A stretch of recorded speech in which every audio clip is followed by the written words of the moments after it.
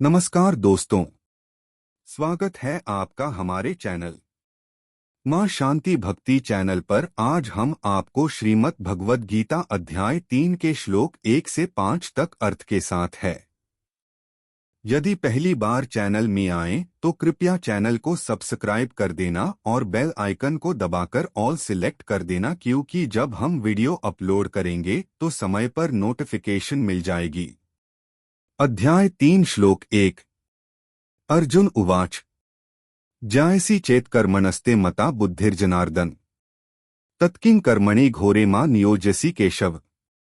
हे जनार्दन कृष्ण, यदि आप ज्ञान बुद्धि को कर्म से श्रेष्ठ मानते हैं तो हे केशव, आप मुझे इस भयानक युद्ध में क्यों उलझा रहे हैं। इस श्लोक में अर्जुन अध्याय 3 की शुरुआत में भगवान कृष्ण के सामने अपना भ्रम व्यक्त करते हैं, जो कर्म योग निःस्वार्थ कर्म का मार्ग पर केंद्रित है।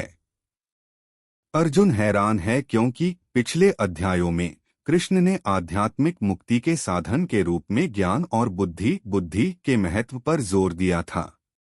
अब अर्जुन को आश्चर्य हो रहा है कि यदि ज्ञान श्रेष्ठ है तो कृष्ण उसे भयानक युद्ध कर्म में लड़ने के लिए क्यों आग्रह कर रहे हैं। यह प्रश्न कृष्ण द्वारा क्रिया कर्म के महत्व की व्याख्या के लिए मंच तैयार करता है और बताता है कि कैसे परिणामों के प्रति लगाव के बिना निःस्वार्थ भाव से अपना कर्तव्य निभाना आध्यात्मिक विकास का एक महत्वपूर्ण हिस्सा है। अध्याय 3 श्लोक 2। व्यामिश्रेणे वाक्येन बुद्धि मोह्यसीव में तदेकं वद निश्चित्य येन श्रेयोहमाप्नुयात्। आपके शब्द मेरी समझ को भ्रमित कर रहे हैं क्योंकि वे मिश्रित प्रतीत होते हैं। कृपया मुझे स्पष्ट और निर्णायक रूप से बताएं कि मेरे लिए आध्यात्मिक कल्याण प्राप्त करने का सबसे अच्छा मार्ग क्या है। इस श्लोक में अर्जुन भगवान कृष्ण के समक्ष अपनी व्याकुलता व्यक्त करते हैं। उनका मानना है कि कृष्ण की अब तक की शिक्षाएं विरोधाभासी या अस्पष्ट प्रतीत होती हैं, क्योंकि वे ज्ञान और क्रिया कर्म दोनों की बात करते हैं। अर्जुन ने कृष्ण से स्पष्ट और निश्चित निर्देश देने के लिए कहा कि कौन सा मार्ग उनके परम कल्याण और आध्यात्मिक प्रगति की ओर ले जाएगा। यह कृष्ण की कर्म योग की विस्तृत व्याख्या के लिए मंच तैयार करता है। ज्ञान के साथ किए गए निःस्वार्थ कर्म का मार्ग आध्यात्मिक विकास के लिए ज्ञान और क्रिया दोनों में सामंजस्य स्थापित करने का एक तरीका। अध्याय 3 श्लोक 3। श्री भगवानुवाच लोकेस्मिन् द्विविधा निष्ठा पुरा प्रोक्ता मया नघ ज्ञानयोगेन सांख्याना कर्मयोगेन योगिना। धन्य भगवान ने कहा, हे निष्पाप अर्जुन, इस संसार में आध्यात्मिक अनुशासन के 2 मार्ग हैं जो मैंने पहले सिखाए हैं। चिंतनशील लोगों सांख्य के लिए यह ज्ञान का मार्ग ज्ञान योग है और सक्रिय लोगों के लिए योगियों यह निःस्वार्थ कर्म योग का मार्ग है। इस श्लोक में भगवान कृष्ण अर्जुन को समझाते हैं कि व्यक्ति के स्वभाव के आधार पर 2 अलग अलग आध्यात्मिक मार्ग हैं। चिंतन और ज्ञान सांख्य दर्शन की ओर झुकाव रखने वालों के लिए ज्ञान या ज्ञान का मार्ग ज्ञान योग मुक्ति की ओर ले जाता है। कर्म की ओर झुकाव रखने वालों के लिए निःस्वार्थ कर्म का मार्ग कर्म योग आध्यात्मिक विकास का साधन है। कृष्ण इस बात पर जोर देते हैं कि दोनों रास्ते वैध हैं और आत्म प्राप्ति के एक ही अंतिम लक्ष्य तक ले जाते हैं, लेकिन वे उनकी प्रकृति और स्वभाव के आधार पर विभिन्न प्रकार के व्यक्तियों के लिए उपयुक्त हैं। अध्याय 3 श्लोक 4। न कर्मणामनारंभान्नैष्कर्मे पुरुषोषुते न च संन्यसनादेव सिद्धिं समधिगच्छति।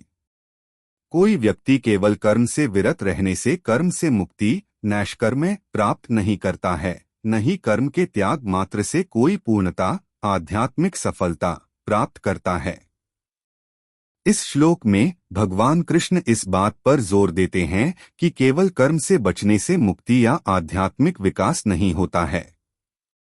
कर्मों के बंधन से सच्ची मुक्ति नैष्कर्म निष्क्रियता से या केवल सांसारिक कर्तव्यों के त्याग संन्यास से प्राप्त नहीं होती है।